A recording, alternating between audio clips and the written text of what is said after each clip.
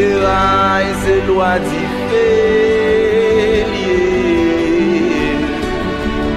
Ou c'est loi la guerre. Moi, dis prêt à l'imor, les missions.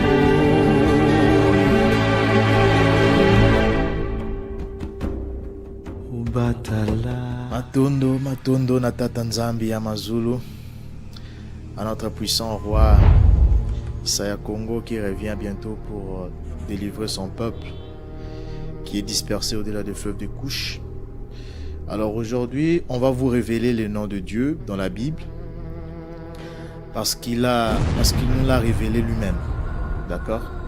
Alors pour cela, nous allons nous référer aux textes originaux. Donc nous allons nous référer à l'hébreu et sans plus tarder nous allons aller dans la lexique biblique et la correspondance ou la référence c'est le H2289.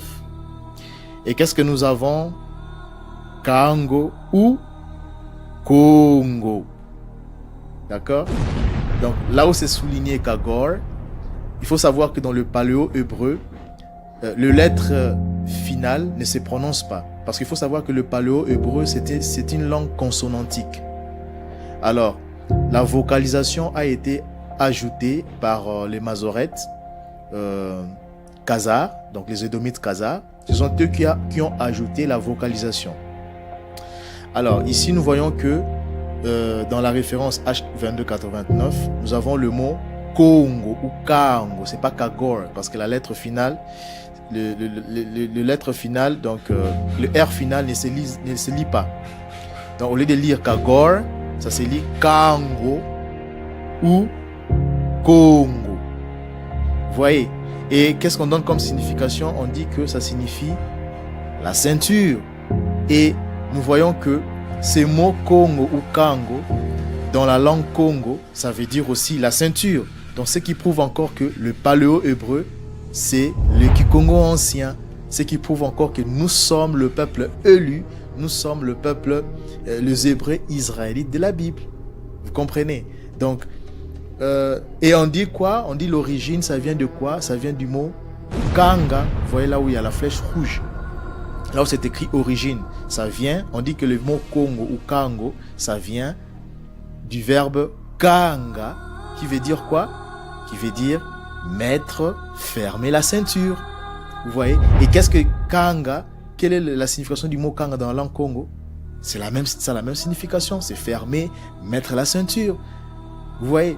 Donc c'est ce qui prouve vraiment que nous parlons le paléo-hébreu au-delà des fleuves de couches, c'est-à-dire à partir de l'Afrique centrale jusqu'en Afrique du Sud.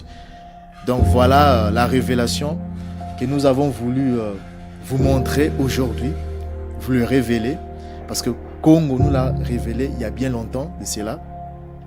Alors, donc nous venons de voir que Kanga, qui est le verbe, qui veut dire mettre la ceinture, fermer la ceinture, qui est, ça c'est en hébreu, et nous avons vu aussi qu'en langue Congo, ça a la même signification. Et c'est le mot Kanga qui a donné le mot Congo ou Kango, qui veut dire la ceinture en hébreu, tout comme dans la langue Congo. Vous voyez cette similitude-là? C'est pour ça que je vous dis qu'il faut se référer aux textes originaux pour arrêter ou saisir le voleur avec l'objet qu'il nous avait volé. Donc la Bible nous appartient. Le paléo-hébreu, c'est le Kikongo ancien et les Lingala anciens. Donc voilà. Alors, quelle est la personne qui a montré que son nom était Congo dans sa prière? C'est Anna. C'est Anna, c'est ce que vous appelez Anne. Mais son nom n'était pas Anne, son nom c'était Kana, qui veut dire la grâce, la faveur. Hein? Et lorsque nous allons dans 1 Samuel chapitre 2 verset 4, Anne, dans sa prière, elle dit ceci: l'arc de puissant est brisé et le faible ont la force pour ceinture. Donc pour Congo. Hein? Donc le faible ont la force pour ceinture. Les faibles ont pour la force Congo. Vous voyez comment c'est beau, hein?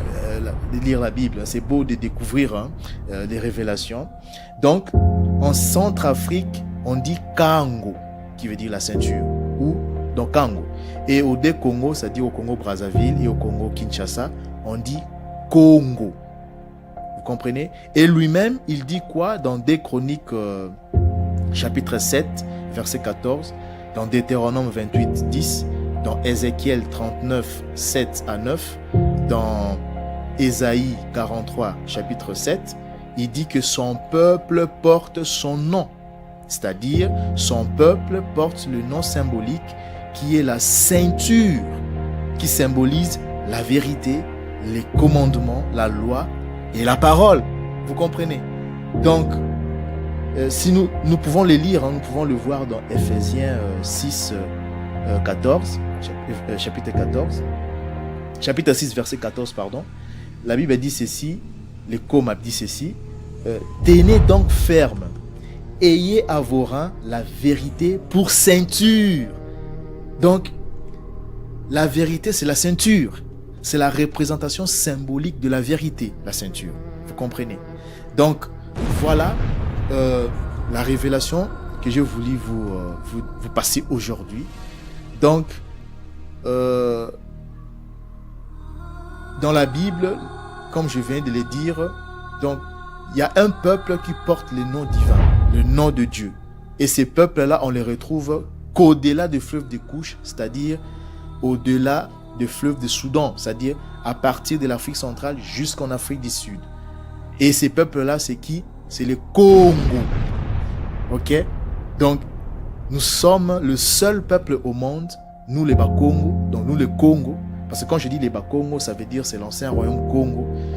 Donc, c'est tous les 12 tribus, pardon, c'est les 12 tribus. Et nous avons comme divin Congo. Donc, Congo, c'est notre Dieu, c'est la ceinture, c'est la vérité. Et lui-même, il dit que quand il ouvre, personne ne peut fermer.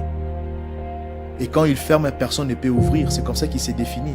Et lorsque vous lisez dans Jean chapitre 1, le verset 13, on dit quoi? On dit qu'au milieu de 7 chandeliers, quelqu'un qui semblait à un fils d'homme, vêtu d'une longue robe et ayant une ceinture d'or sur la poitrine. Une ceinture d'or.